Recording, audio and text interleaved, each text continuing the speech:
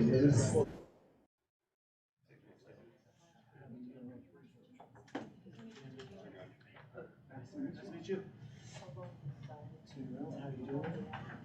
How are you doing? Thank you, sir. Good to see you. You too.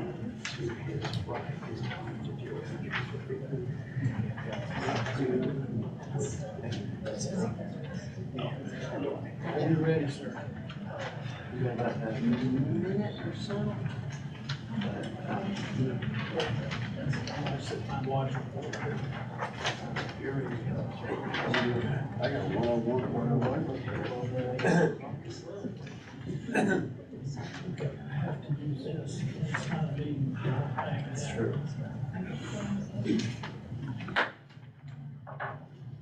I'd like to welcome everyone here. The meeting is, I call the meeting to order.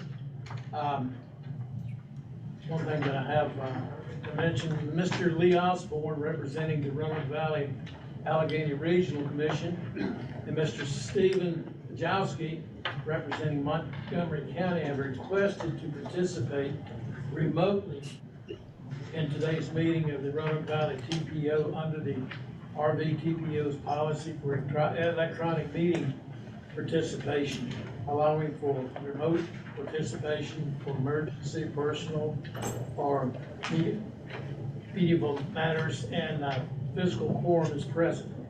Mr. Osborne is requesting remote participation due to being on the road traveling, and Mr. Fizikowski is requesting remote participation due to recovering from surgery. Unless there is an objection, we will consider the request approved by unanimous consent. Are there any objections? Good, no objections. Okay. Guess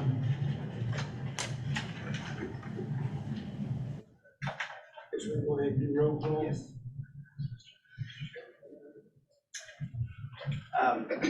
Mr. Mickey Johnson, Stephen Clayton, Chair Martin. Here, sir.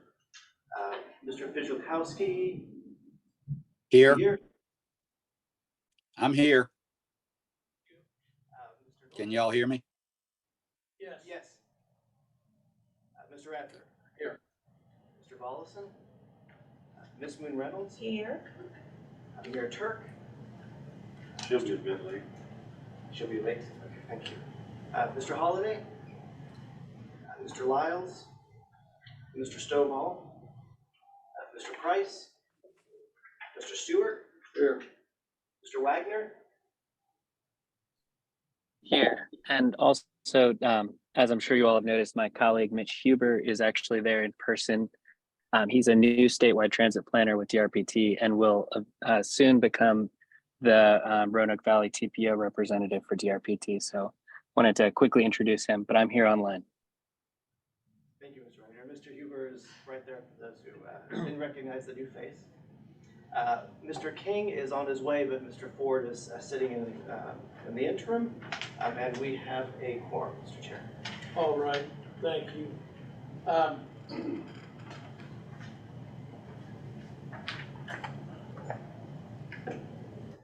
Item number 3, approval of consent agenda items, which is consent as approval of agenda and action on the August 24th minutes.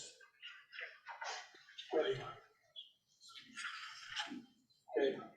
All right, we'll take a voice vote on this. Need a motion? Yes. Yes, don't we? Yes. Motion? Second.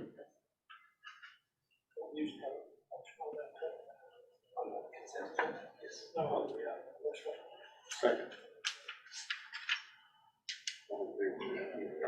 We do have a second. Okay, all in favor, say aye. Aye. All opposed?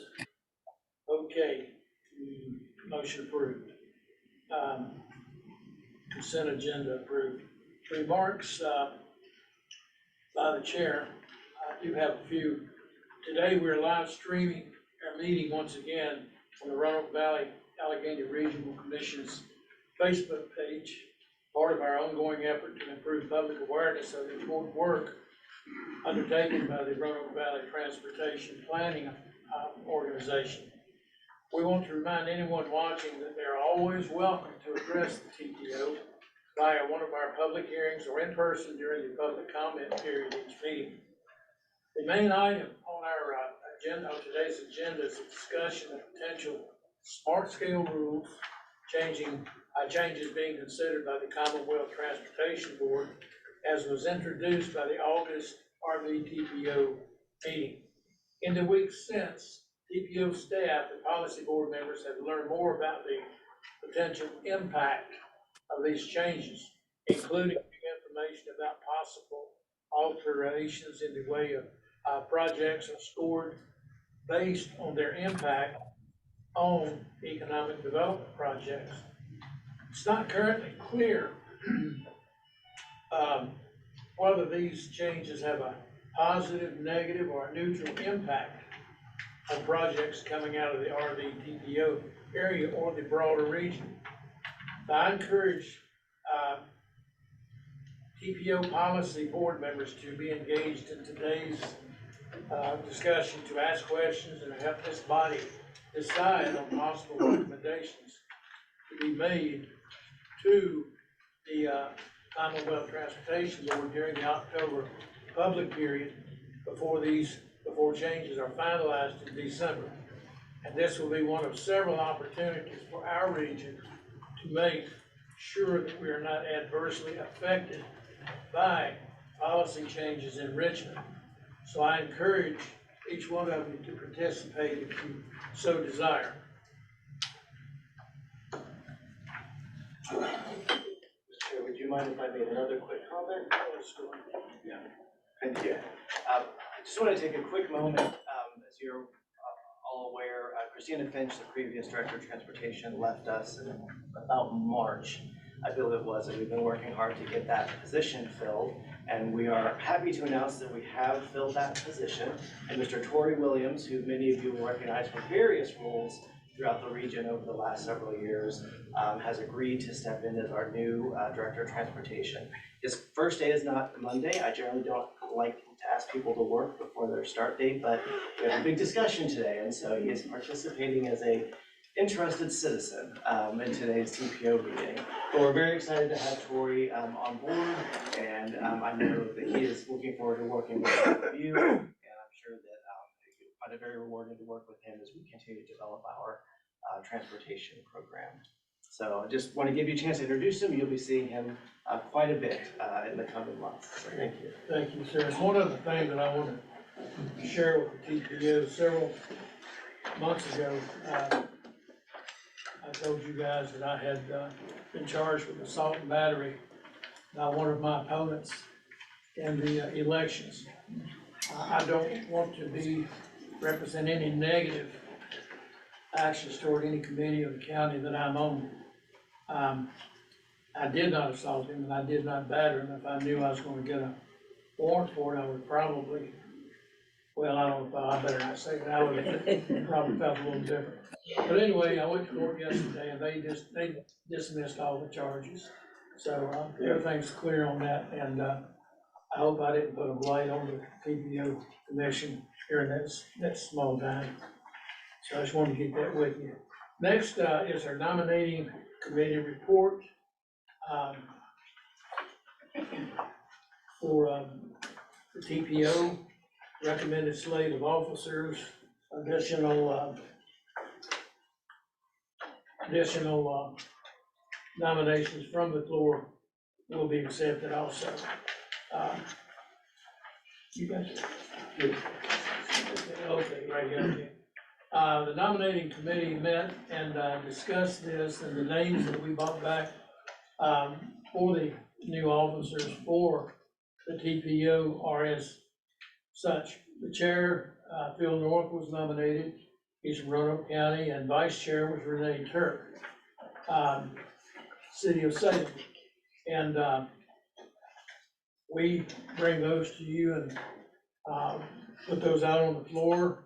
And if there are any other nominations, we'll accept nominations at this time. Are there any further nominations? Are there any further nominations? And for the third and last time, are there any further nominations? Okay, all in favor of these two individuals I was gonna do both of them at the same time since there were no objections.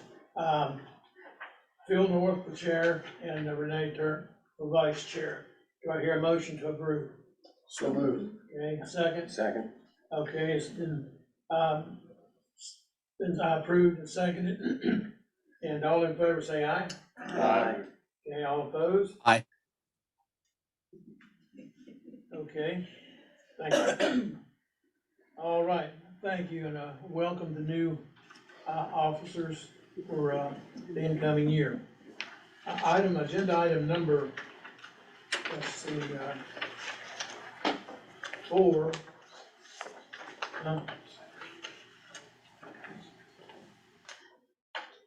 Yeah, well, we'll go to agenda item number 6, that's the next one, yeah.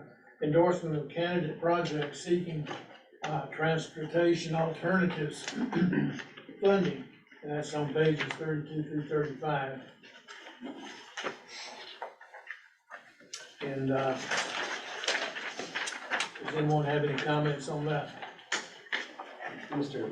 Brian will be giving a quick Okay, presentation. all right, that's on the, okay. Okay, Mr. Hill, thank you. Yes, thank you, Mr. Chair, and I'll sit here because I've got a few folks that are actually going to take the podium in just a second, but for those new members, the Transportation Alternatives Program, which is a set aside of the Surface Transportation Block Grant Program, is one of the now 3 programs that the TPO has direct allocation of funding over. So the TA program is on a 2-year cycle, and so we find ourselves in the FY 25 and 26 cycle. Just a brief understanding for those that, again, aren't necessarily familiar with the TA program.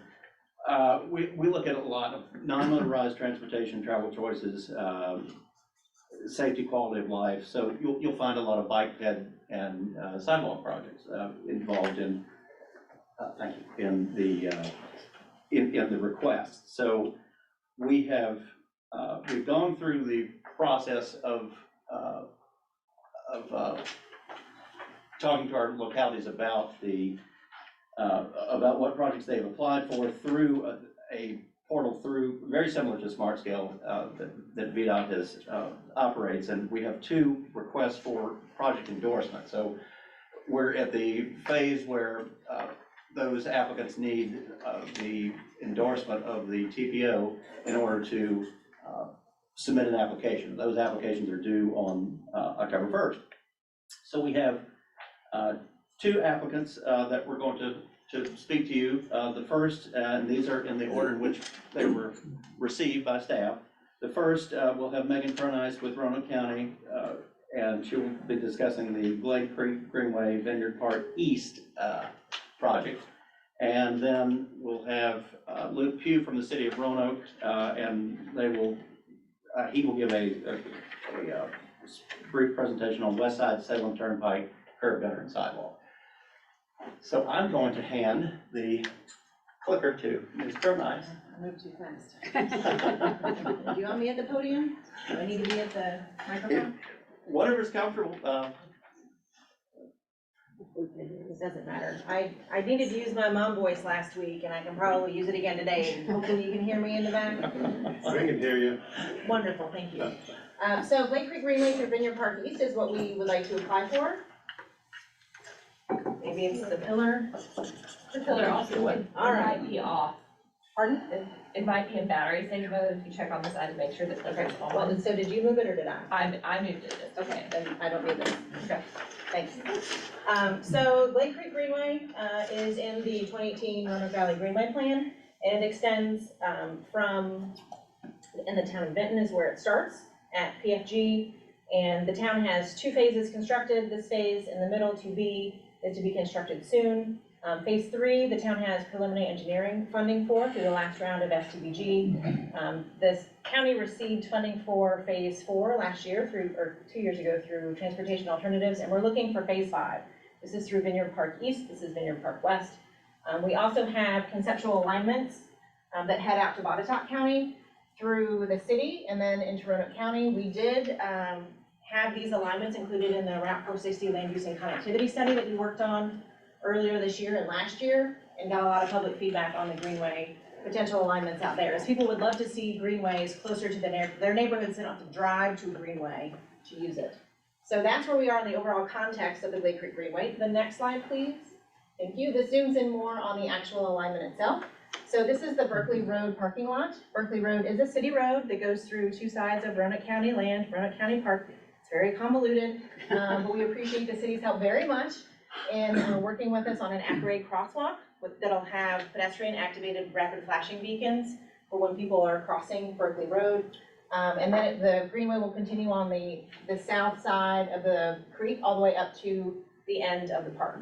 At this point, we will need to cross the creek, and that will be a future project. We're gonna need to study what that bridge would look like. It will need to be a low water bridge, and then we'll work with the city on future alignments back into the city before we go back into the county. So that's the greenway in a nutshell. It's about 2,200 linear feet. It'll be 10-foot wide paved asphalt. And the next slide, I think, shows our concept, which shows the at-grade crosswalk and the rapid flashing beacons here. We also did check with our partners at VDOT about site distance to make sure that this worked for the speed limit here. And again, the greenway continues on the south side. We have no programming on the south side of the river right now, or the creek. It's all on the north side, which is very busy. So this will be more of an area reserved for passive recreation once we have the greenway here. We eventually would like to build a road and some parking as well, but that'll be a future project. So, and again, here is the anticipated terminus, temporary terminus, until we have the next section and a future bridge, and then we'll continue heading into the city. I believe that's the last slide. The next slide is for questions. No, I'm wrong. So the scope, continuing the Glade Creek Greenway from Vineyard Park West across Berkeley Road with an at-grade pedestrian crossing with the rapid flashing beacons, 2,250 linear feet. Our funding request is $800,000 through Transportation Alternatives with a $200,000 match. It was approved by our Board of Supervisors on Tuesday for a $1 million total project estimate. Also, a quick update on Vineyard Park West in phase 4. We are moving forward with 90% plans that are designed in-house, so we should be able to go to construction advertisement within the next 3 to 4 months. So we're excited to be moving that piece along very quickly. Just one small addendum. The Sure. phase 2B then is under construction currently. Excellent. Slated to be completed in the spring, barring some issues with a water line. That's fantastic news. Phase 2B is under construction. So we're making some great progress with the Glade Creek Greenway regionally, which is fantastic. It connects a lot of neighborhoods back to the town of Benton, and then you can cross the Dale Avenue Bridge to get to the Tinker Creek Greenway to the Roanoke River Greenway. And this, I believe, the next slide is my last slide, which asks for questions. I'm happy to answer any questions you might have. I got a question. I know the answer, but I want the board members to hear this. So did you guys in Greenway, did y'all study using that box culvert where the creek's going through, instead of going over the road, going under with the creek and getting access that way? We did not. It's challenging, as we know, to try to go underneath roadways, using culverts with water in them to get to the other side of the creek. Because the road in this location is 25 miles an hour, we felt that it was a pretty good location and a good case for an at-grade crossing with the rapid flashing beacons to alert the driving traffic that there are pedestrians crossing and you need to stop. So No, we did not. If the Okay. city would like to explore that, we can do that, because Berkeley Road is a city road. But I think we prefer to use the simple approach of the at-grade crosswalk. So do we have anywhere on the Greenway where we're using flash and beacons? Is this the first time? To my knowledge, this would be the first that Roanoke County has installed. Okay. There's the phase 3 in the town of Benton will include rapid flashing beacons. So that's underway. It's in the preliminary engineering, as Megan said, but currently we do not, although it has been a discussion at several locations. We do have a set at Hirschberger Road at Friendship Retirement. There's a pedestrian activated rapid flashing beacon at that crosswalk. And I know the city has several sets, but we don't have as many in Roanoke County. Okay. Thank you. Any other questions? I appreciate your consideration. Thank you.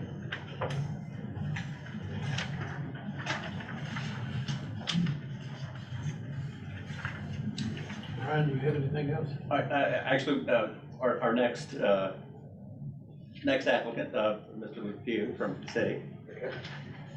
Dwayne's gonna draw for me on the computer while I go over the project, so. And Brian, I'm assuming you loaded up Outlook. Or, yes. Okay. Yeah, that's correct. I wanna go to the Google Maps. Is this the South Street?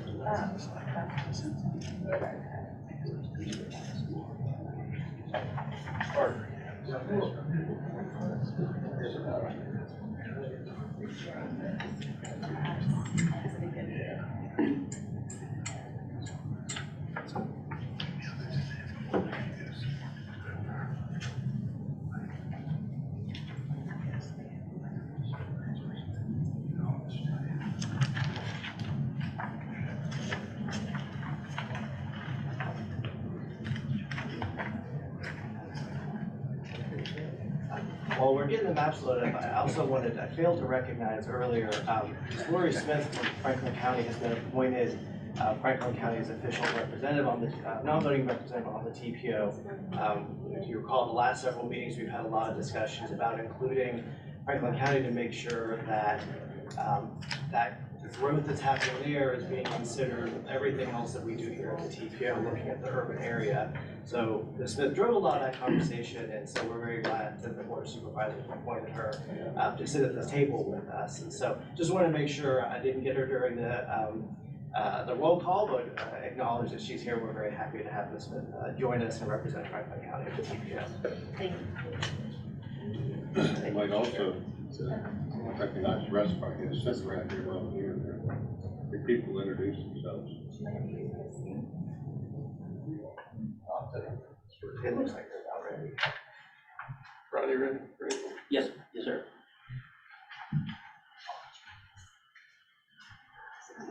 Good afternoon, folks. I'm Luke Pugh with the City of Roanoke Engineering Department. I'm going to be presenting our application, which is the Salem Turnpike West Side Curb Gutter and Sidewalk Project. So just kind of give you an overall view of where things are at. This is Salem Turnpike right here. This is West Side Boulevard. Of course, we have Peters Creek Extension coming north to south. This extension has pedestrian accommodations already. It hooks to two neighborhood centers, one at the West Salem Plaza, and then down here, there's another neighborhood center down at the food line. So this is a heavily used pedestrian corridor for us. We're looking to make as many connections to the pedestrian corridor as we can.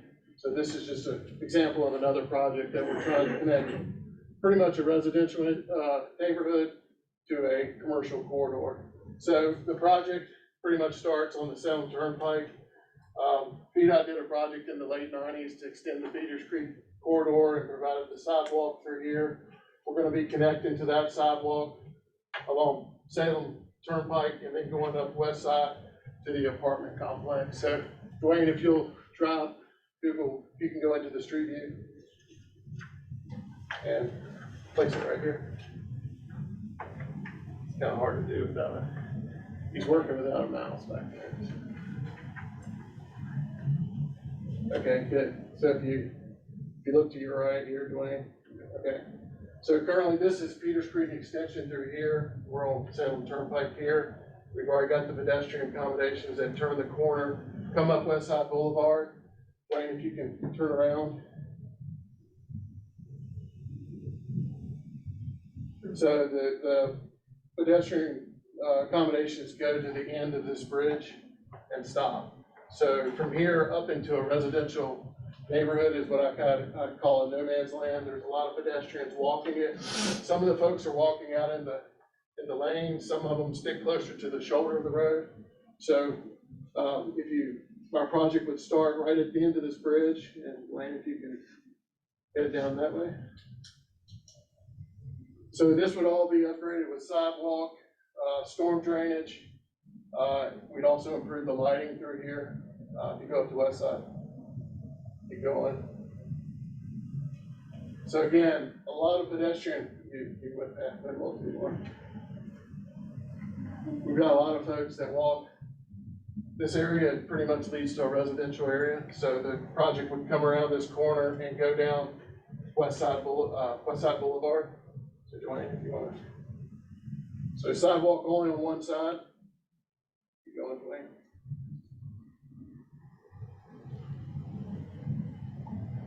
And then we take it to this low point, put the storm drainage in, and taking it up to this apartment complex up here on the hill. And that's really the, a fundamental phase of the project. In the future, we would look at extending that even further up West Side Boulevard. That's not the application today. The project pretty much stopped right here at this residential apartment complex. So, Dwayne, if you want to flip over to the plans. I think it's the, very good. So, one of the nice things about this project is we've already got it designed. So we've been through our local process, been through our planning review, so it's approved for design. And we also own all the right of way. So we see this as kind of important stage that we come into the project with the right of way and the design complete. Of course, it would still need to go through a VDOT review and then VDOT and federal procurement. So, Dwayne, if you just want to flip through the plans real quick. Again, this is the project corridor. Like I was saying, this is the bridge. And we pretty much go down Salem Turnpike and connect up at West Side. You keep flipping through the plans. Dwayne, there's some landscaping associated with it. This is actually shows the curb gutter and sidewalk. And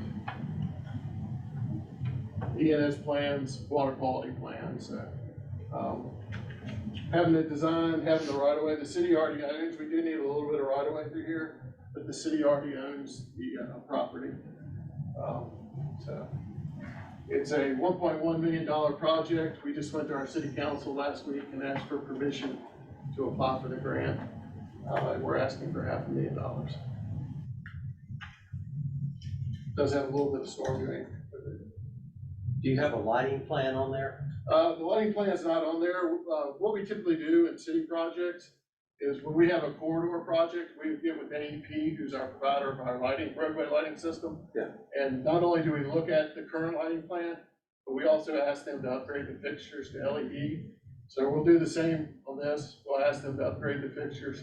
They'll do a photometric design for us of how the lighting is currently. If we need to add more lighting, then that's something that we negotiate. So it'll be a full shut off, pointing down. Yeah, it'll be a dark sky type of thing. Dark sky, okay. Yeah. Any other questions? All right, thank you. No questions? All right, thank you, sir. Okay. Thank you, Mr. Chair. Thank you to Mr. Pugh and Ms. Cronice. Just a couple of words. Obviously, after the applications are submitted, VDOT will score those. And as we've done in the past, we'll look to roughly February of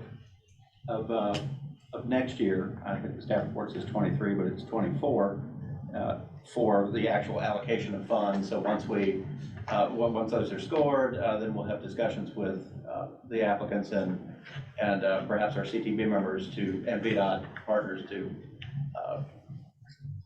how we can get the best bang for the buck for these projects given our application. The resolution supporting the endorsement of both these projects follows the staff report, and that would be our recommendation that you all endorse the projects submitted.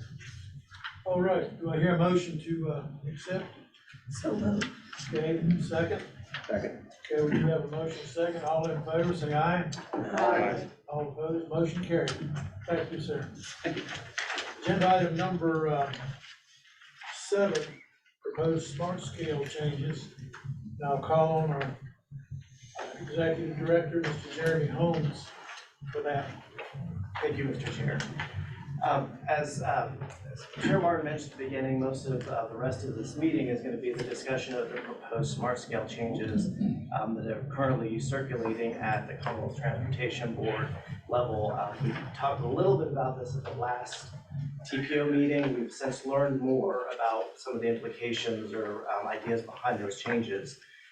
What we're actually going to kind of open the discussion with, however, is one of the sort of philosophies staff has kind of seen in the theme of these changes is overall an apparent focus on congestion mitigation as a major driver of scoring for smart scale projects. That plays out in a couple of different ways, broken out in some of the other scenarios that you'll see later.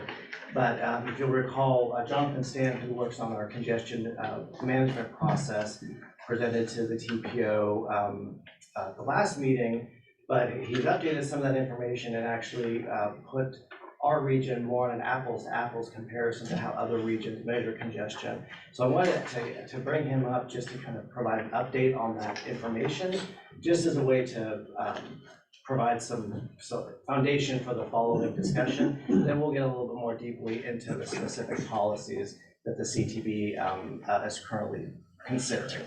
So John, if you want to take over. Thank you, Jeremy. Good afternoon, members of the TPO board. Yes, as Jeremy said, I'll be providing a quick update on some congestion data for the region, including some comparison. This is going to be a very quick PowerPoint that we'll run through. Thanks questions. So we'll just jump right in. So as you all know, the last CMP update was sometime in June, May of this year. That data only went up to 2021 as we measured it. We, as a region, as part of our congestion management process, track the number of miles that exceed a certain threshold, in our case, planning time index, and that's how we measure it.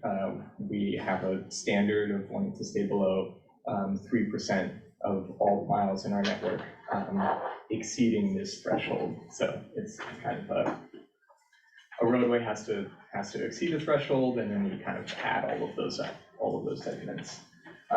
We also measure peak and off-peak traffic times, so morning and afternoon peak hours, and then all of the other hours are combined. So next slide. So this is pulled directly off of our last CMP update that you guys saw a couple months ago, and of course here's the data only goes up to 2021. You'll notice off-peak hours really substantially increased in 2020, 2021, and that was almost very likely due to the construction that was occurring on I-81 for that segment, and a lot of that was kind of nighttime construction, so a lot of this off-peak congestion that you can see occurred after 10 o'clock and throughout the night. And so now we have data for 2022 and parts of 2023, so this is 2022, data, and 2023 up until about September 13th. So it's very recent that it's been downloaded, and you can see this off-peak congestion that we see has been going down substantially. I think these projects are finishing, especially that I-81 project, and we haven't ramped up any new ones yet. So you can see the off-peak congestion is going down. We have some recovery of peak hour congestion as well from a low of 2021. So I wouldn't say it's very directly related to pandemic, but you can kind of see that there may be a pattern there. Of course, 2023 is only up to September of this year, so this date that year is subject to change. We haven't finished the year out, but that is how things are looking as of September. So if you go to the next slide.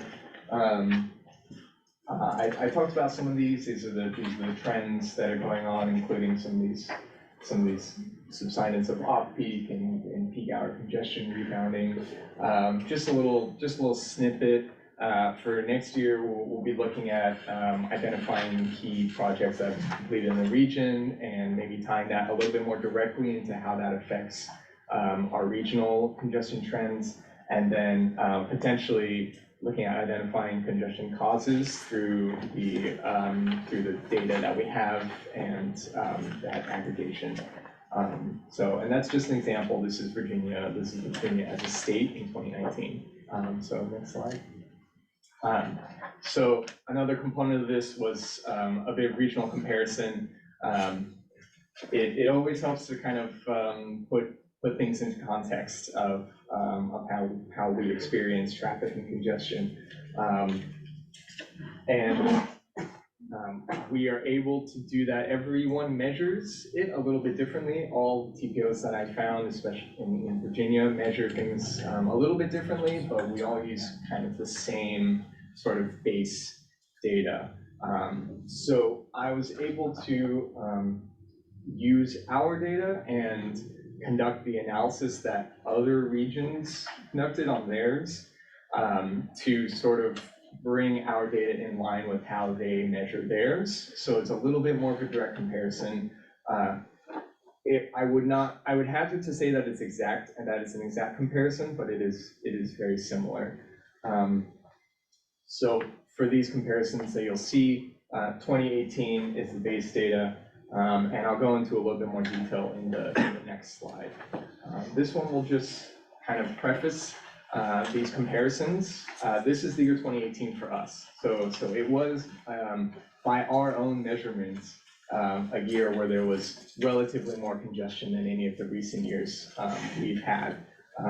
I don't think we have reached this kind of level of congestion in the years since, as the graph kind of shows, unless 2023 is really goes crazy in the next few months. So here are some of the regional comparisons. I did not want to put the exact kind of types of data and how exactly everyone measures it. It's all a little bit different. Everyone uses potentially different times of day for their peak hours, different days of the week for their peak hours, but this is all peak hour comparison. And as you can see, we are there's no very significant differences, except for the National Capital Region, which we would hope that we have significantly less congestion. A lot of these percentage points and honestly the Richmond Regional TPO one as well are measured based off of networks. So of course, Hampton Roads, Richmond, the Capital Region have much larger networks. They have a lot more roadways, and so this is just measuring the percentage of roadways, which means that for our network, comparatively, we would have relatively less miles of roadway that cross these thresholds and are considered congested by these other areas, while they would have relatively more since their networks are significantly larger. On the left is just kind of a descriptive measurement of how different areas measure it. Primarily, they also set thresholds where roadways that have or roadways that are congested to a certain level need a threshold, and then they add it all up and they measure it as a percentage of their whole network. Or they average their entire network's congestion over all time and bring that as a measurement. That is the Richmond Regional TPO, and this is their 1.1. So again, I didn't put any kind of descriptions of the data, as this is more of a comparison and just meant to directly relate. And of course, each region measures it a little bit differently. So to put all of that data on is a little bit cumbersome, but I certainly. No one can answer if anyone is curious or has questions about that. And again, 2018. And I think that is our regional comparison. I have one more slide. Oh, one more slide.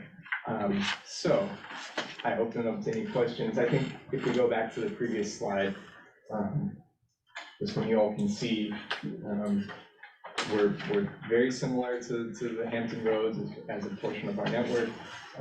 We're a little bit worse than the Richmond Regional. Richmond measures congestion across all time of all days of week. And then of course, we're much less than Washington DC counterparts. Any questions for Jonathan? If not, thank you, Jonathan. I'll turn it back over to our Executive Director. And he has some things he wants to share with you too. Thank you, Mr. Chair. I just wanted us, since everyone, as John mentioned, measures it a little differently, I wanted to at least start from a place where we were kind of looking at measuring our conditions here the same way other folks mentioned, just as a starting point to this discussion. So if you can go to the first slide, thank you. So just as a little bit of background for how we got here, the CTV, they regularly review the smart scale policy. So this is triggered by the regular kind of analysis of how smart scale is performing. That's kind of what brought us here today. They undertook a kind of workshop this past July where a number of recommendations came out. We brought some of those ideas to the last TPO meeting. Staff, as well as Mr. North, had a meeting with Ray Smoot, and Mr. King as well, to learn a little bit more about how those discussions were going, to better inform and direct our research. And many of us had the pleasure of watching the CTV meeting last week to see that discussion live, and again, get more information about what these proposed changes were looking like. At this point, this body has not made any comment or recommendation, as we've been learning more to the TPO, but maybe that what we're hoping today is that we get through this discussion, the TPO might be interested in sending some information or comments to the CTV during their public input session in October. They will make a decision on these changes in December. And as I go through the following, I do want to point out we did spend a lot of staff time internally here in analyzing this, but by no means are we smart enough to do all this ourselves. So we're very grateful to have our friends from VDOT here to help expand on some of this other information, and John Hall and Matt Miller from the Roanoke Regional Partnership, who are here to talk about, as you'll see a little bit, the economic development score, which came up at the 920 CTV meeting. So next slide. We've kind of looked at, from our perspective, the proposed changes kind of break down into three broad categories, and with some specific actions under each of those categories. We're going to delve into those specific actions. But very broadly, the way that we've seen proposals is, one, to encourage better quality applications overall for smart scale applications to VDOT. The specific policy that we think will have the largest implication on us is to reduce the total number of applications that localities and regional bodies can make to the smart scale process. That's one of the solutions proposed. There's also a concern by the CTV that smart scale has a bias towards smaller projects, which we tend to do very well at. So we're going to talk a little bit about that, but the solutions that they're presenting to address that are the elimination of step 2 of the smart scale process, redefining, providing a more specific definition of what qualifies for high priority projects, and to modify how the land use score in smart scale is calculated, which I'm very thankful VDOT is here to talk a little bit more about that component of it. And then finally, they're looking to better address congestion, particularly long-term impacts of congestion, and a more structured, consistent way to include economic development into smart scale projects, which Mr. Hall and Mr. Miller will elucidate on a little bit when we get there. So just to kind of go over where we're going. I shamelessly stole the CTV's own slides, so we're just going to kind of look at what was presented to them last week and talk about what they saw and where we see some of our main issues. So on this slide, you see the two of the things that they're looking at. This isn't necessarily a policy change, but I just wanted to bring it to this body's attention that while there isn't a rural urban funding advantage calculated through by leverage or a distinct rural urban advantage, what there is clearly is an advantage based on leverage, which urban communities, particularly those that have transportation authorities, have a distinct advantage over the rest of the state. They're not proposing a change here, but I just want to bring this up as it kind of acknowledges that with some of these other proposals that may have an adverse effect, we do already kind of work under this one where most of the leverage for smart scale projects from TPO comes from the STVG program and not from other external sources of funds, as in the Richmond, Hampton Roads, and Northern Virginia areas. As you'll see, the second area, the application quality, there's a lot of discussion with CTP about the overall quality of application, making it to the smart scale, making it to VDOT staff to review. And while we recognize there's certainly a need to overall improve the quality, the specific recommendation to reduce the application cap from, I think it's 4 to 2, and Brian, help me remember, 4 to 2, and for the regional bodies. And the same for. Say, okay. Okay. So, 4 to 2 is one that we're concerned about, and so that's one of the things we hope to get some input, discussion from this group today. Let me just add to that point, what this would mean, say, for Roanoke County, because of our size, we go from 4 to 2, the commission would go 4 to 2, and the TPO 4 to 2. So you go from 12 to 6 applications every 2 years. Okay, the next slide. The other conversation that came up quite a bit was the sense that smart scale is privileging smaller projects over larger highway projects. It's kind of the shortcut for a lot of the conversation that happened in the CTV. So you can kind of see the CTV's analysis there and the ways that they are looking. Well, first of all, I should note, we do very well in smaller projects in a couple of ways, both by breaking bigger projects up into smaller phases that tend to score really well in smart scale, and things like greenway bike and ped projects that are smaller projects tend to do very well for this region. So we do have a concern that any policy that creates disadvantages inherently for smaller projects may have a disproportionate impact on this region. And as you saw earlier, there's actually 3 areas of proposed policy changes that touch on this area. So I think if you go to the next slide. So one of the areas that you see was, as I mentioned earlier, the elimination of step 2, which determines which pot of money, district grant or high priority projects, some projects might compete in. So it would limit where projects can compete. The other area is this discussion of potentially redefining or refining, or I don't know what word you might want to use, narrowing the definition of what qualifies as a high priority project. As you'll see later when we talk about the scenarios, this is one of 2 potential policy changes that has the largest detrimental effect on projects in the Salem district. So what you can see up on the screen there is what they're framing as the Code of Virginia, which is where this definition happens, defines the where. And there's this proposal to further define that by defining what, where a project is and what a high priority project is. As this discussion is happening, one of the concerns we have internally as staff is that this sounds an awful lot like us to a code change and not an administrative rule at the CTV. We're trying to kind of suss that out more. But since what a high priority project is defined as is in the code, we're not sure exactly how that might be administratively changed at the CTV level through the CTV rules. That discussion is happening. We're trying to learn more, but our initial concern is, can this even happen, particularly with the negative impact it would have on small projects. So I wanted to highlight that as part of the discussion, that we're not even sure where this proposal might go at the CTV level.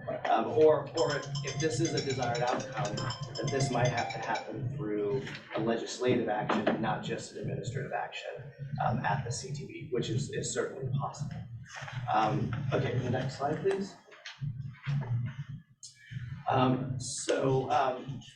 This is looking at, and I'm going to call on VDOT just in a minute here. This is another area where we're looking at policies that might have a detrimental impact on smaller projects.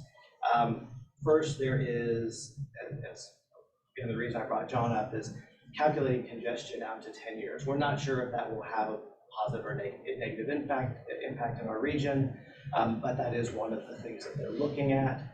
And the other 2 that we are going to talk about, and I'll read out now, and the one that has the second, actually the second impact that actually has the largest negative impact on projects in the Salem district is this change in how the land use score is calculated. I do not understand this. This is beyond my knowledge. So I'm going to ask VDOT if you would mind talking to the policy board a little bit about what the implications of that land use score changing might be. Sure, and I hope we've got the ability, Tommy, for your graphic to be shown. I've asked Tommy and Julian with our office to spend a few minutes talking through that calculation. And for those, Tommy is our preliminary engineering manager over the design and engineering of all of our projects, but he also served in a special assignment. Of course, he'll tell you that that's starting to get pretty dated now, because it is. He was asked, to come to Richmond and help with the original efforts when Smart Scale was first stood up. So I have always leaned on Tommy heavily with these issues around Smart Scale. And it is indeed complex. Yes, sir. What did he do wrong to be sentenced to Richmond? No, that was, My former boss voluntold me. Oh.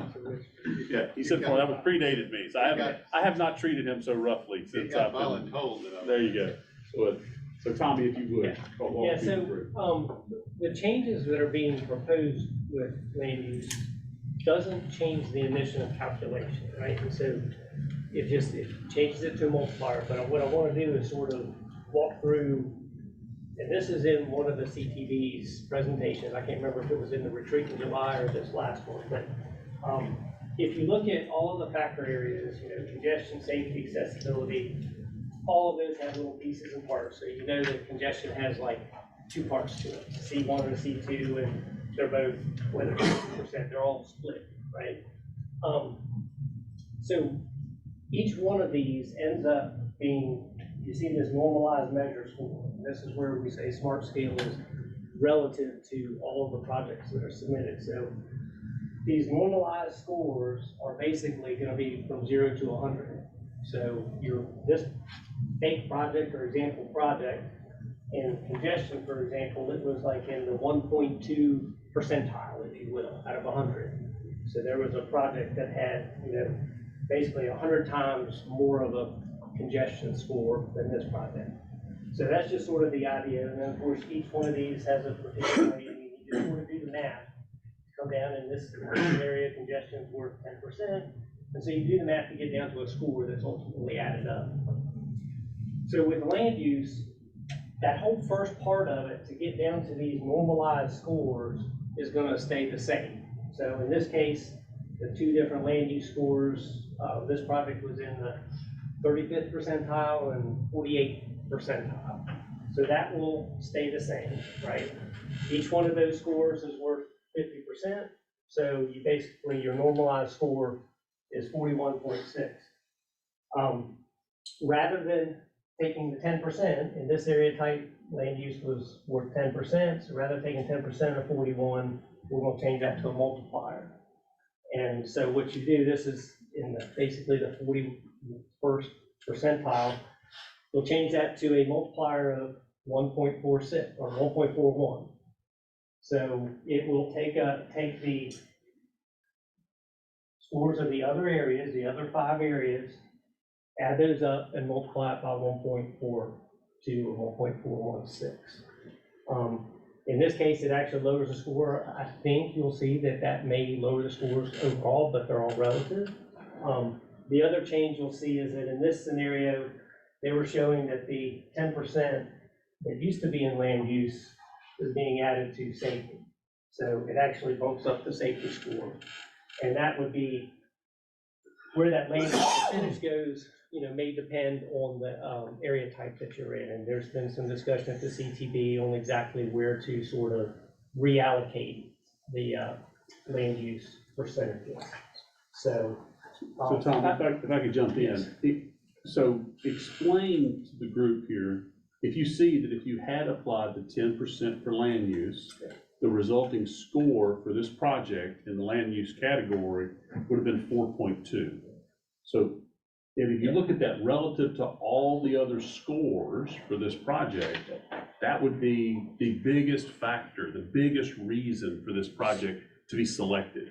We've had some of those that that were predominantly 90+% of their score was from land use. And land use really is a measure of where the project is located, right? Like where it is. Interestingly, it doesn't matter what you're doing. You could be putting up a street light, adding a sidewalk, putting in a turn lane, whatever that is, it's irrespective of what the project's doing, because those values are all measured over to the left, predominantly with the congestion mitigation score and the safety score, some to do with the accessibility score. But really the land use is really a score because you're basically in a location that has a lot of advantages to make an improvement, right? But what this was seen as is that land use was driving some projects to the very top, when really it's not a good justification for the selection of a project. So we had that similar thing occur a few years back with environmental, where we had the only reason the project scored well was because it did no harm to the environment. It really didn't measure whether it did any benefit to the world, it just didn't harm the environment. And the way in which the scores worked out, it caused that those projects shot up to the top because they had no environmental harm. The way they fixed that in the environment is they turned the environmental score into a factor. So here's the benefit of the project. If you had a negative environmental impact, then your overall benefit is reduced, by a factor because of the negative impact it would have on the environment. What's being proposed by the board is really to do the same thing with land use in these somewhat complicated calculations to say, okay, what value does the project have in terms of the area that it's around, its land use? And in this case, it's pretty high, it's 41.6, right? Out of 100, it's up there. You can see it was really low in these other areas, but it's really high in terms of where it's located relative to typically the urban fabric of activity of life, right? Things that are going on. So it would be they're proposing to let land use be a multiplier rather than a raw score, because then it helps avoid it having a disproportionate elevation of the project just because it happens to be in a good location, right? You still want to measure a project over what it does to benefit, the transportation network. So is that fair? I just want to really illustrate why that 41.6 was up to point that out. We've had projects, like you say, funded that were 99% of the score was based on where it was, not what it was doing. And that's the difficulty with smart scale, is it uses a statistical approach, and we say it's all relative, right? So if you were to do, we used this as an example before when William Fralin was our CTV member, and those of you that know William will say that he and Michael are very close to the same height. They're tall, right? So while Michael is in the room, our relative height compared to the tallest person in the room is lower than if Michael were to leave. Then I'm actually probably about as tall as the rest of you guys. My score would go up if Michael walked out of the room.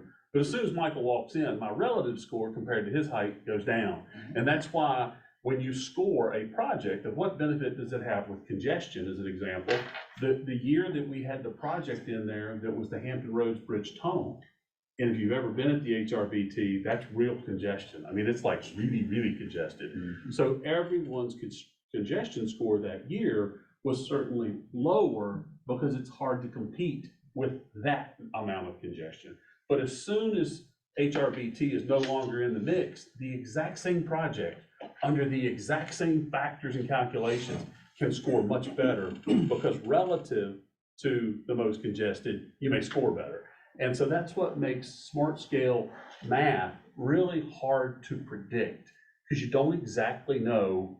And in this scenario, trust me, Dr. Smoot has asked more than once questions like, well, what will that mean for the next round? And it's like, well, you can get some indication, but it's really, really hard to actually predict that, because you don't exactly know what competition you're going to have, and you don't exactly know how that math is going to work out.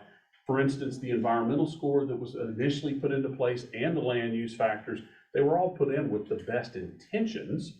It wasn't really seen how that could be a negative effect until you run through a couple scenarios and you realize, wait a second, we're going to fund this project because it simply did no harm to the environment, or we're gonna fund this project simply because it happened to be in a really high land use score area.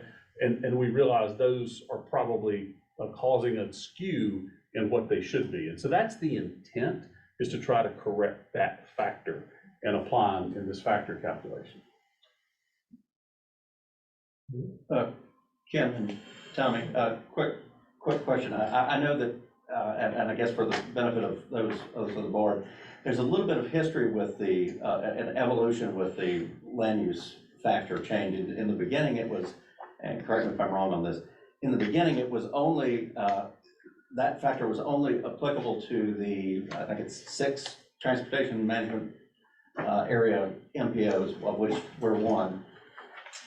And then it gradually became, well, applicants could use it, and now it's more of a mainstay. Do you think that because it's appearing more in applications statewide, that is what's sort of drawn attention to this, because of obviously more of the effects that you talked about with affecting more projects? I was gonna say, I think there might be two different things going on. I think people have seen over the years, over the various cycles of smart scale that, you know, as Ken pointed out, I mean, this particular project, a lot of its points would have come from the land use, right? And I think people have seen that over the cycles, and I think there was a push and desire to allow that land use score to be, to happen in that, I think it's stereotype C and D that were added this past round. So I think there was, because of some of the history, I think there was a desire to have that available for everybody across the state. Not just, it used to be, like you say, just, I think in area types A and B were the only two that had the land use score. I don't know if that answers the question. Yes, it does. Thank you. Yeah, and to further that just slightly, so the idea around land use, we hear about transportation land use coordination, right? Planning and coordinating those issues.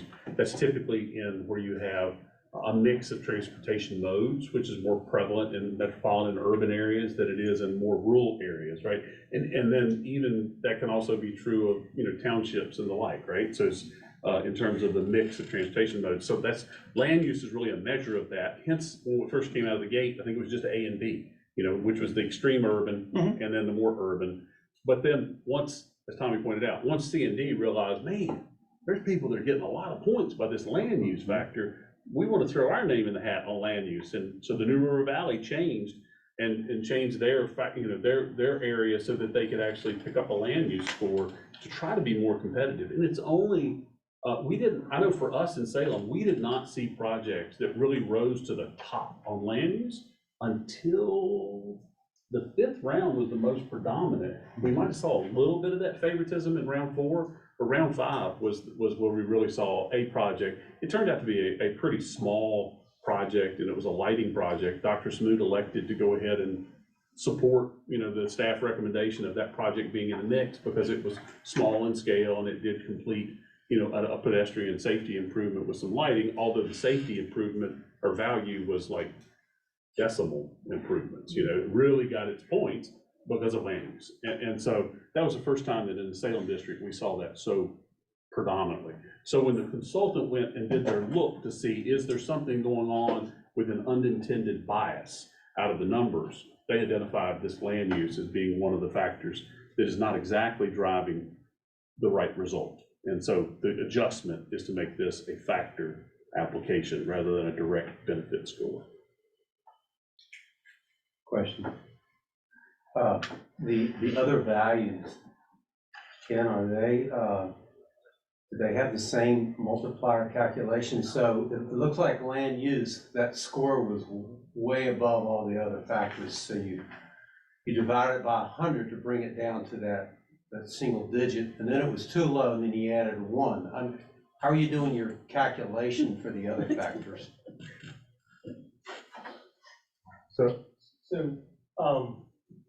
Not sure I totally understand. I think, are you asking about the multiplier calculation of blue? See the factor, the individual factors for each. for congestion, of the safety, 6. accessibility. how are you coming up with that score? Is it? With this score, Yes, sir. for example, okay, so the normalized score from 0 to 100, and there's some rounding going on here, but basically they got 1.2 for throughput, C1, 0.1 for reduction in delay. Each one of those is worth 50%, right? So you take half of 1.2 and half of 0.1, you get 0.6, and there's some rounding going on here, but this is 50% of that and 50% of that gives you this. Wait, and then Tommy, when we go down one more, And then So- congestion is worth Yeah. 10% and, in this area type. yeah, and pause there. Remember the area types? You got area type A, which is Northern Virginia. Area type B, the Roanoke TPO is area type B. It's pretty urban, and it was of the 5 factors that you could have in smart scale, you know, it gave, each area had a chance to choose, or each part of the Commonwealth had a chance to choose what area they wanted to be in. The D is the kind of the bulk of the Commonwealth, which is rural. And then it becomes more urban as you go to C, B, and then ultimately A. And it changes the percent that is applied to congestion versus safety versus accessibility. And that, Tommy, put your finger on that line. In this particular, 10%, 30%, 10%, 30%. So that's been that way in all rounds of smart scale. Right. So these factors these calculations have always been in that book of scores that would come out at the end. Yeah, and many folks have seen the map of the Commonwealth. You know, we've shown this before of the different areas. So that really represents the line that Tommy was on and pointed to, the 10, 30, 10, 30.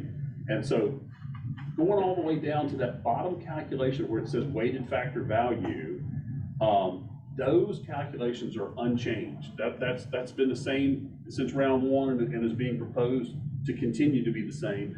The green that's there, the 40%, that's because for this particular scenario, that red 10% over there on land use, we're saying we're going to get rid of the land use score as a direct benefit score, and we're going to have it be a factor, but that 10% has to go somewhere to represent 100%. And so there, this particular example, and this would be one of the things that the CTV has to decide on, is where do you put that 10% for area type A, for area type B, for area type C, and area type D. Dr. Smoot, in our conversation, I think he is leaning toward adding that 10% to safety. And he's an advocate for making a greater emphasis on safety.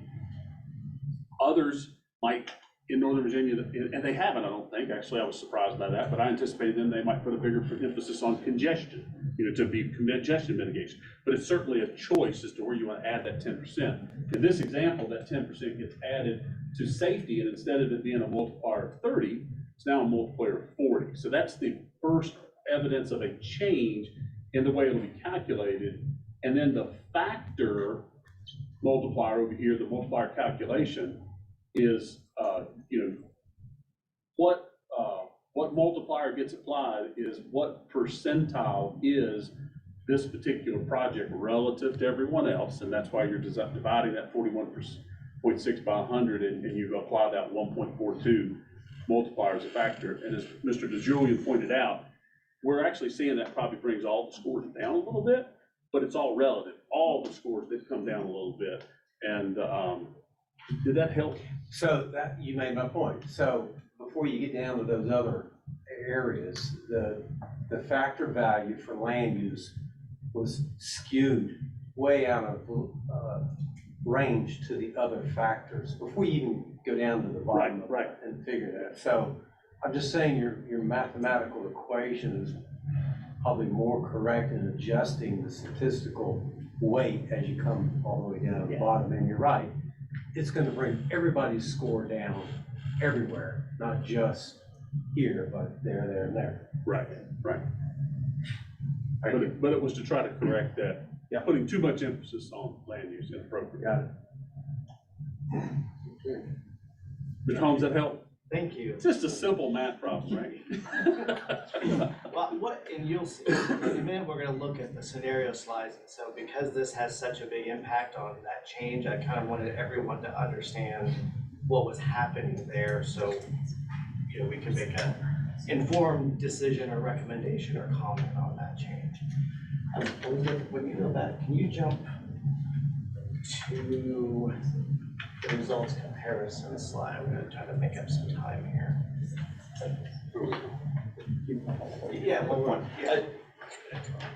Tom and Ken, I wanted to, again, have you kind of weigh in on this. And if you could further maybe speak to what I'm going to say about when you get that final smart scale score, then you are dividing it by the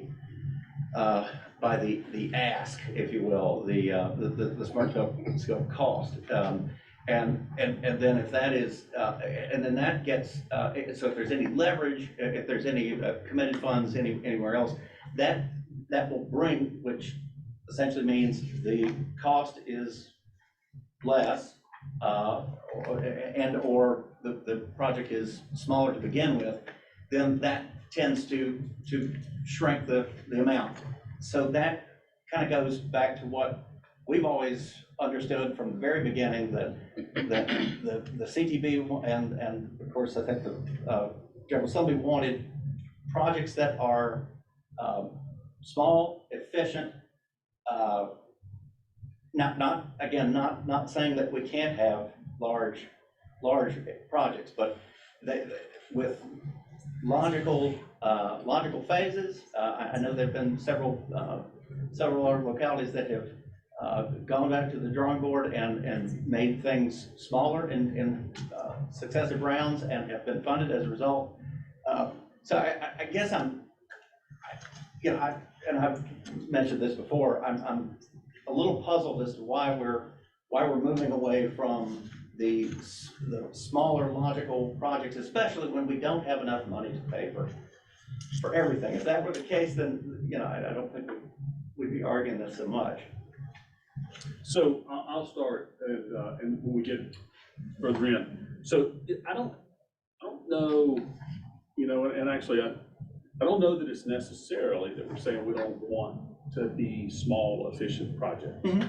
But I do think what the CTV identified is the General Assembly put in place a funding mechanism through which a portion of the investment money goes to district grant funds. Mm-hmm. And then there's a portion that's held out. That's the high priority projects, the HPP.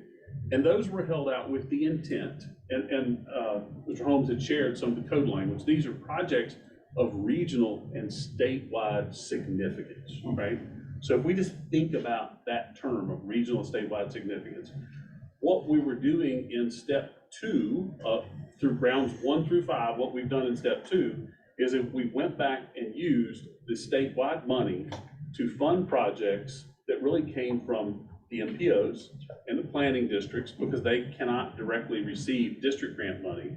So when we ranked the projects in a given district, if it came down and it was one from this body, the TPO, it would get skipped when we were funding with district grant because it can't receive district grant funds. And then when we're done, we would go to a second step, and we'd go grab money out of the statewide pot and we would fund those projects that were skipped. It had the effect of sharing a little bit of the statewide pot with everyone. And that certainly that certainly has a collegial kind of feel to it, right? We all get a little piece of the pie. But in retrospect, when you start looking at how we've been funding projects over the 4 or 5 rounds, in a couple of scenarios, that amount of money that got pulled out and applied to the projects uniformly across all the districts, then the actual the resulting nest egg of money left over at the end to make a investment of statewide and regional statewide significance had gotten depleted to be pretty small. Many of the projects that we would come back and fill in, as an example in this past round, in round 5, a great project, but with our Williamson Road project, which was really a pedestrian push button and some sidewalk improvement, that got funded out of the high priority pot. I'm not just to suggest that is not a very beneficial and valuable investment for us to have a push button on Williamson Road and some improvement of some sidewalk, relatively small project. Was it $1.5 million? It wasn't a huge project, but it's really hard to talk about how that is a project of regional and statewide significance. And those projects are in every district. You know, in that round 2 step, you're pulling a little bit of money out of the pot for some projects that got skipped. For us, I think one of our Orange Avenue projects got funded because it got skipped. You know, it was a TPO application, and it got a lot of money out of the statewide pot. Now that one, well, you know, Orange Avenue is pretty significant. I mean, maybe that's starting, you know, certainly regionally significant, right? Statewide significant, could argue or think about. But that one's a good example of maybe a project that I think starts to meet that measure. But there's a lot of projects that we fund in the step 2 process, in the first 4 rounds, 5 rounds of smart scale, that were really very localized kind of projects. And that's what the board, through this evaluation of saying, hey, what do we need to be tweaking about smart scale? They identified the land use, just like in previous rounds, they had identified environmental. And now the question is step 2 generating the right result and for the Commonwealth as a whole? And, you know, and this is always difficult when you have to back up. I mean, because I live in Southwest Virginia, and I'm a Salem district engineer, and I want money and investments coming to the Salem district, but also the commitment to also back up and look at it from the Commonwealth as a whole. And indeed, you know, we have some pretty big congestion and safety and some pretty major challenges around roadways that are of statewide significance. And how do we bring the level of investment needed to those types of corridors? You know, and the high priority pot is the intended pot for that purpose. But if we diminish that pot too much in this step 2, then we don't have enough of a nest egg left to really make a significant investment in the Commonwealth's transportation infrastructure statewide. And that's what the CTV is considering right now with this change of the step 2. Does that help? Yeah.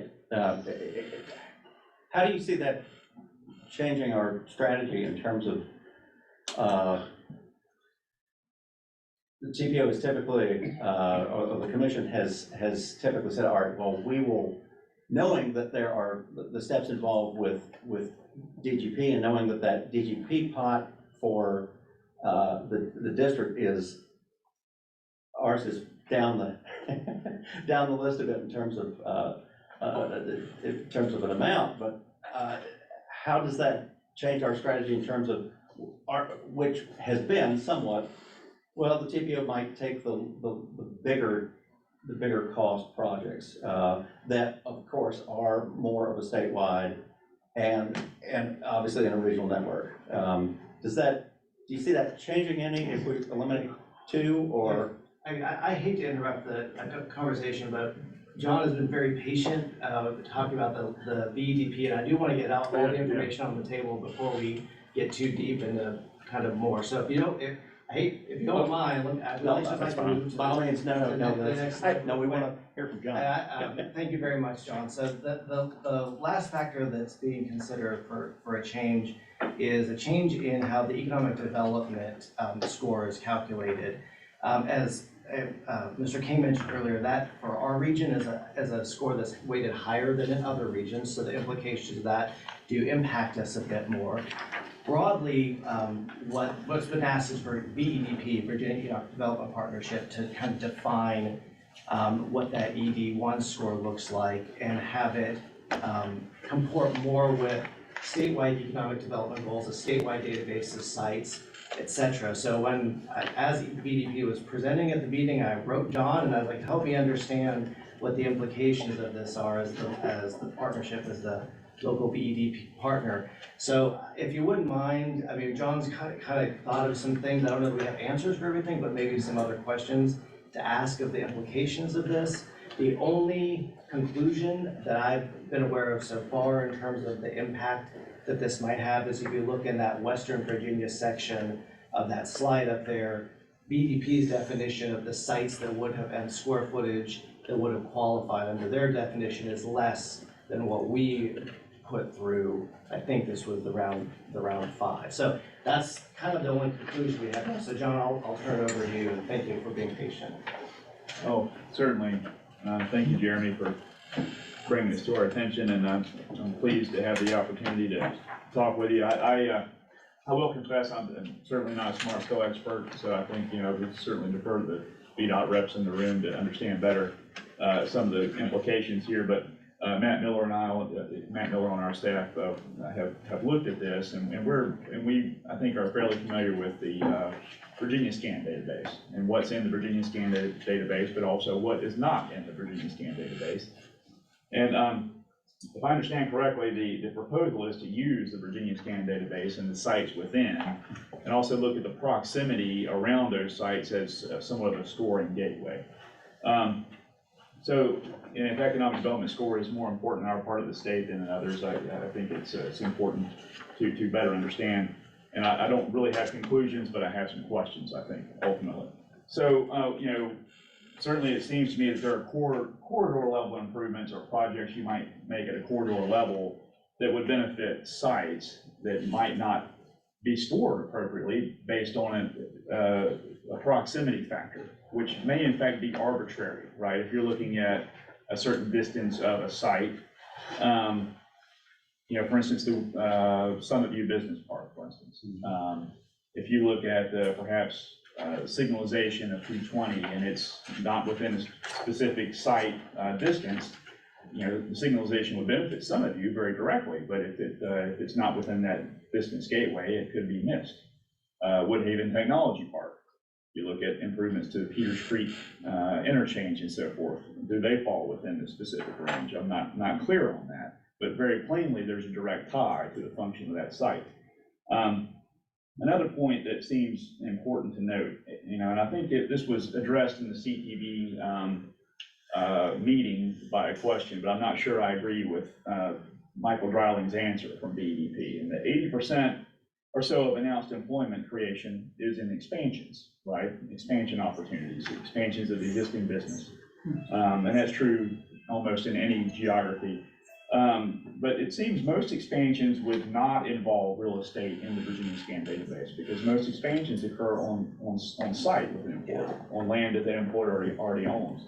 Virginia Scan is a marketing database. It includes mainly vacant real estate.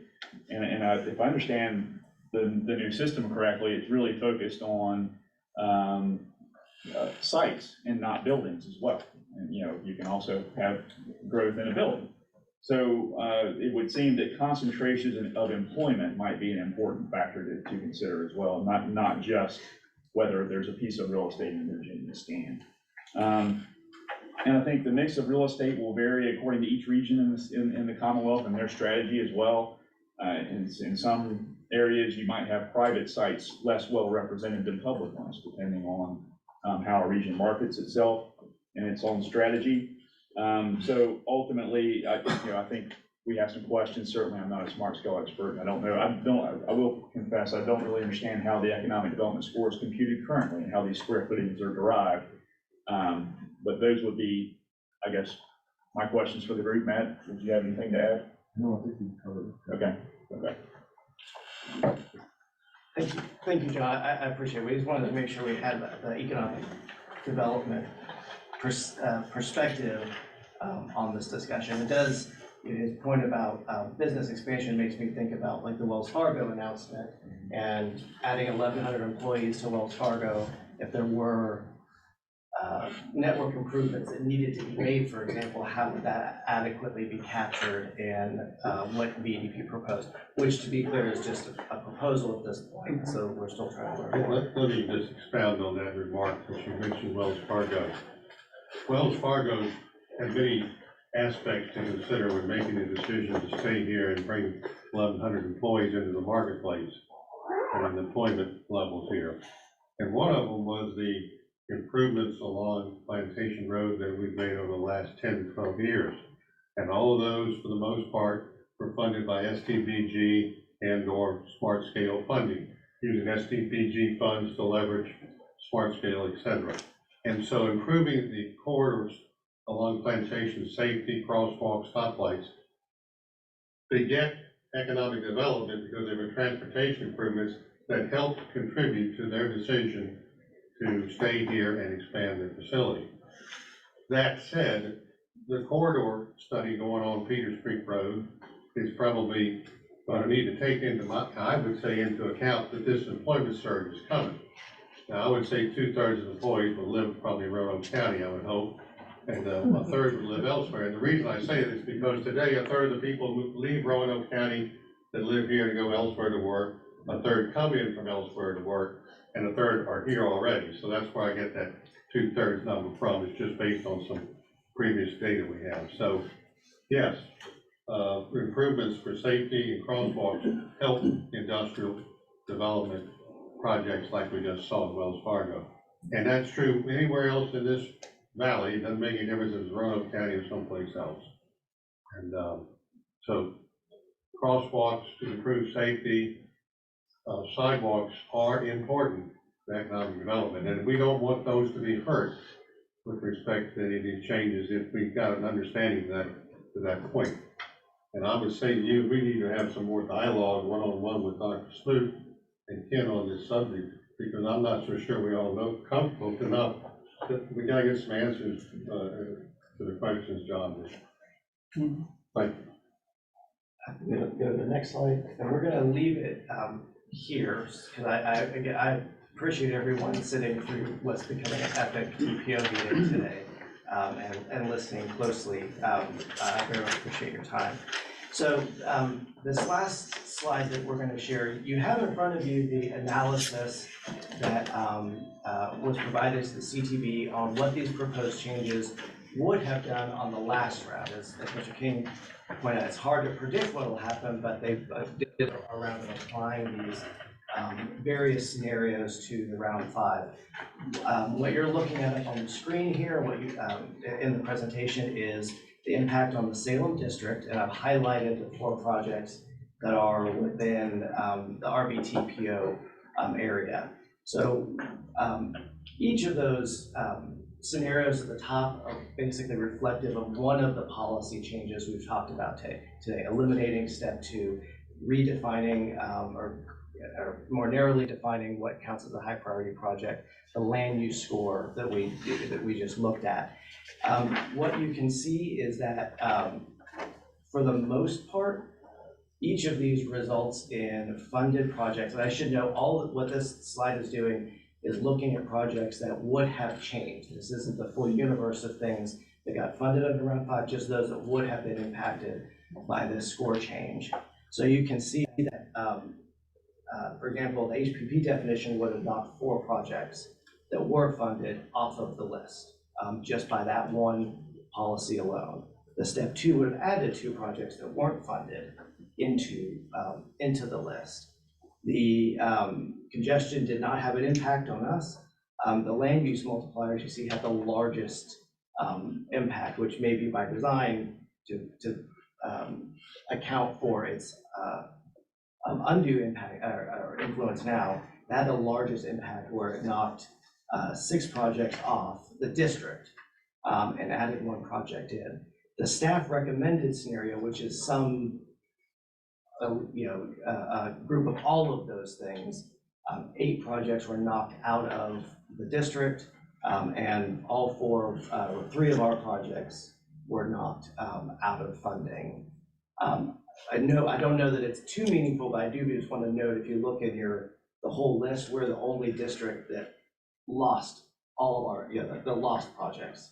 Everyone lost some projects, but they had some gained. We were the only district that in total just lost projects under the staff recommended scenario. Now, I do also need to point out, Mr. King was very helpful noting this. What this analysis doesn't do was go to that next step. If these projects are knocked out, what now bumps up in? And so I've noticed on the slide I've circled, these projects are knocked out. Now there's 15.3 million available, and it doesn't go through the rest of the analysis of what projects now scored better and moved up into the list, so that VDOT did not provide kind of that next step. That was the district grant fund. This is for the 50.3 that was left over was in the district grant fund. Yeah.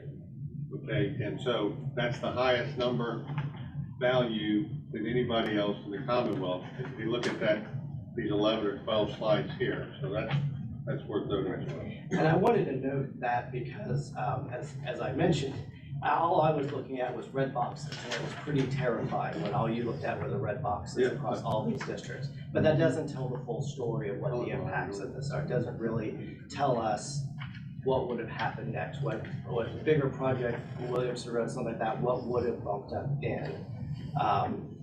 into the list. So in the interest of time, I wanted to end it there, just so you can kind of see what we look like, get some information on what this looks like across the state. And we want to figure out what our next, what the next steps are from the TPO. As I mentioned, CTB is taking public comment throughout October. So we still have some time. We have another TPO meeting in late October to continue to work on this. But if there's any direction the policy board wanted staff to take, either for more information, for drafting any initial responses, and if this was a conversation that we kind of need to happen, individually with members or localities after today, again, in the interest of time, we're certainly happy to do that. But I just wanted to see if there was some general direction the policy board wanted to take in responding to this, at least what we know so far. Yeah, it's a lot to put on everybody here at one time. Here's a suggestion I'd like to make. Between now and the next meeting, or between now and 7 days before the next meeting, if it can go out in the package then, because I think we still have time to make comments for the month of October. And the next meeting date is October what? I don't know. 24th, 25th, I don't know, somewhere in there. It's close to the end of the month. Yes. And so we still have time to provide comments. I would like for staff, working with VDOT, I'd like staff, and I'd like to be part of this discussion. And I think with incoming Vice Chair Renee Kirk as well, we need to come up with a ballot for each district, for each voting member, and send it out in the package. And then when they come in, they turn it in, and we can get what the consensus is on every one of these items. Because we could sit here until 4:30 or 5 o'clock today, hashing through each one. A lot of people that need to be here ain't here today. Okay, so they'll squawk because they didn't go. So this gives everyone a chance to have some input on this.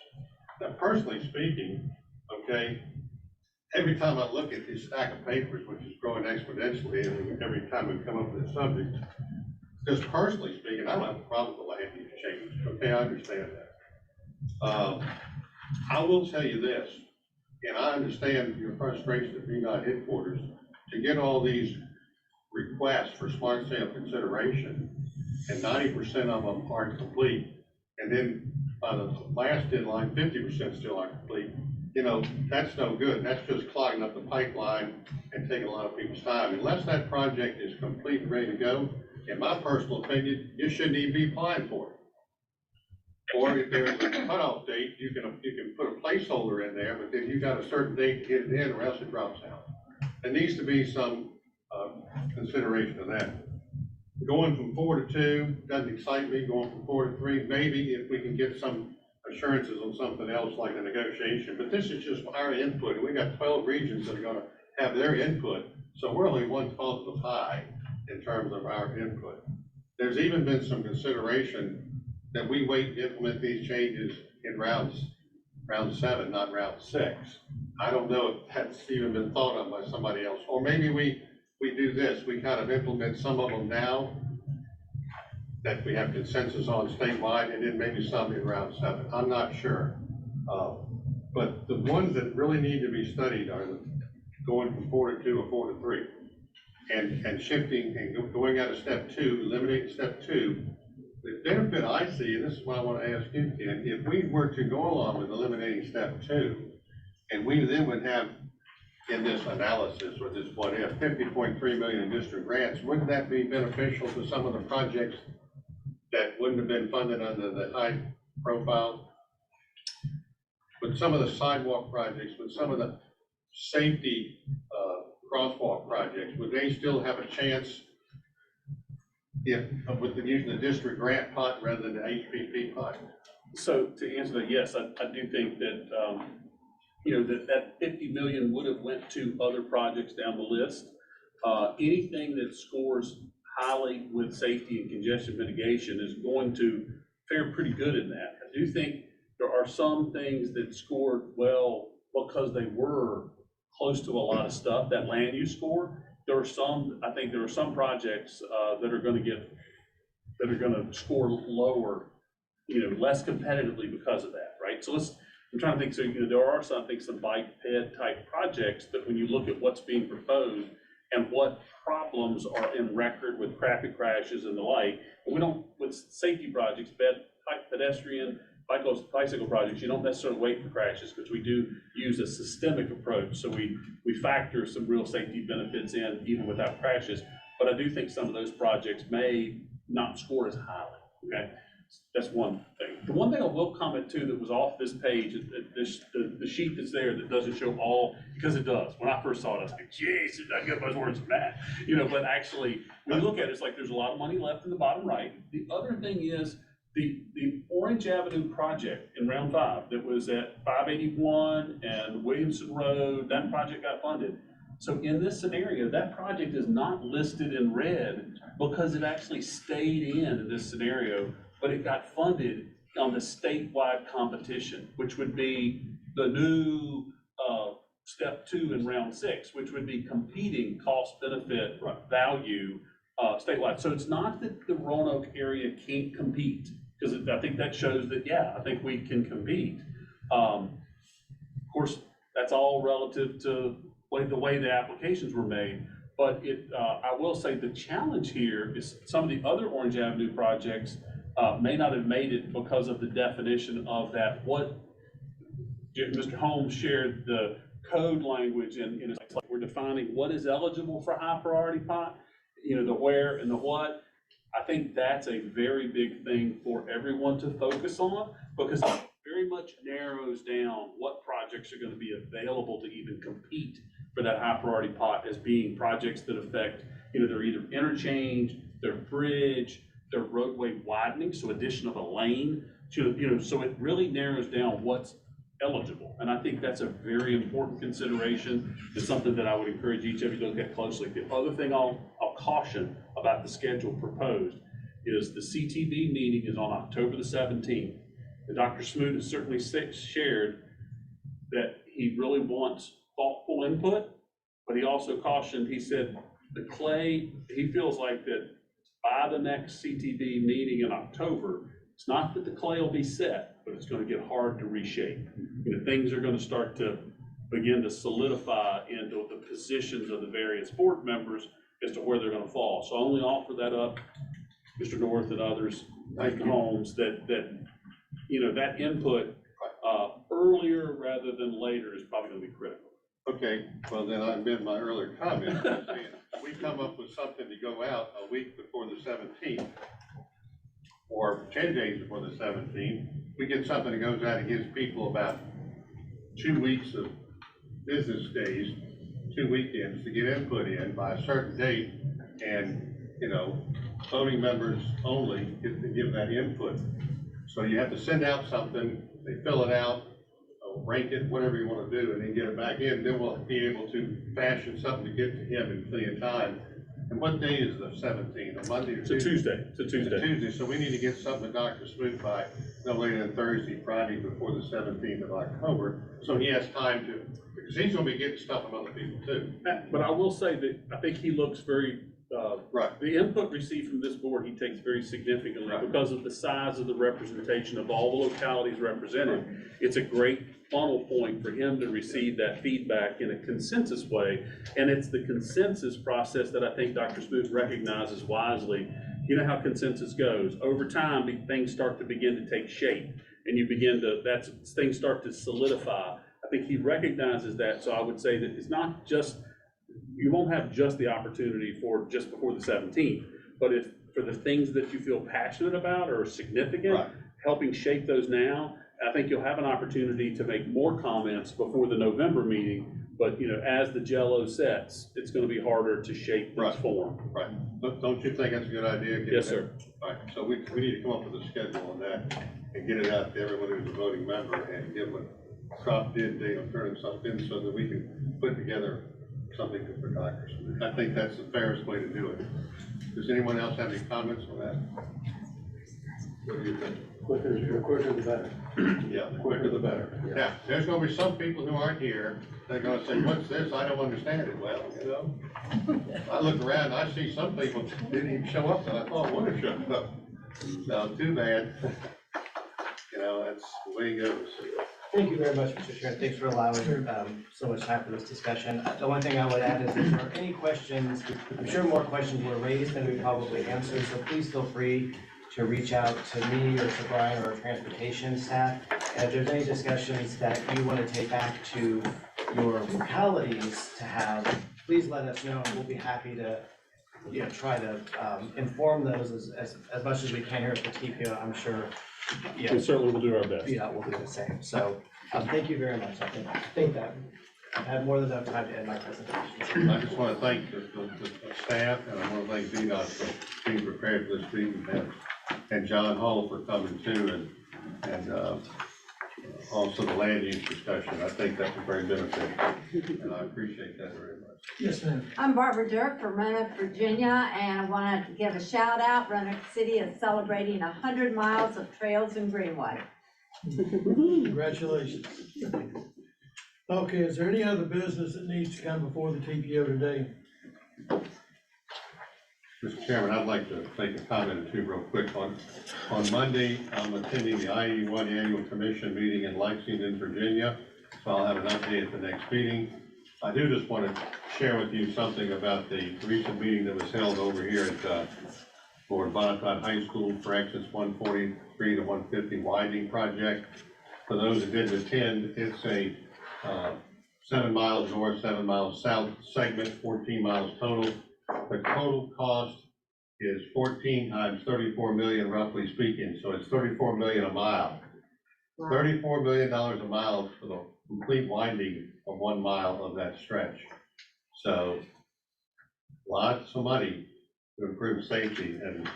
And by the way, just so you know, we didn't get $150 million from the General Assembly. It was cut out of I-81.